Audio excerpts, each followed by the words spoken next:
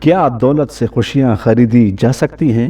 معاشی و سماجی ماہرین کئی دہائیوں سے اس سوال پر بحث کرتے آ رہے ہیں، یہاں تک کہ اس سوال پر کئی تحقیق بھی سامنے آ چکی ہیں، لیکن اس سوال پر کوئی بھی کسی نتیجے پر نہیں پہنچ سکا۔ تاہم امریکہ کے ماہرین کی جانب سے حال ہی میں نئی تحقیق سامنے آئی ہے جس میں اس کا جواب دیا گیا ہے۔ امریکہ کی نیشنل اکیڈمی آف سائنسز میں شائع ہونے والی تحقیق کے مطابق زیادہ تر لوگوں کا ماننا ہے کہ دولت سے انسان خوشیاں خرید سکتا ہے۔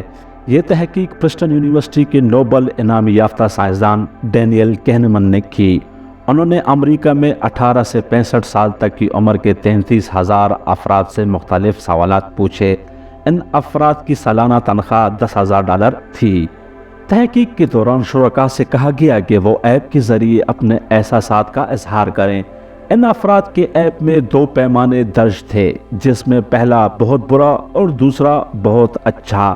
اس تحقیق میں کی جانے والے سوالات میں 2 نتائج سامنے آئے۔ پہلا یہ کہ زیادہ تر افراد کا ماننا ہے کہ جب انسان کی آمدنی میں اضافہ ہوتا ہے تو اس کی خوشیوں میں بھی اضافہ ہوتا ہے۔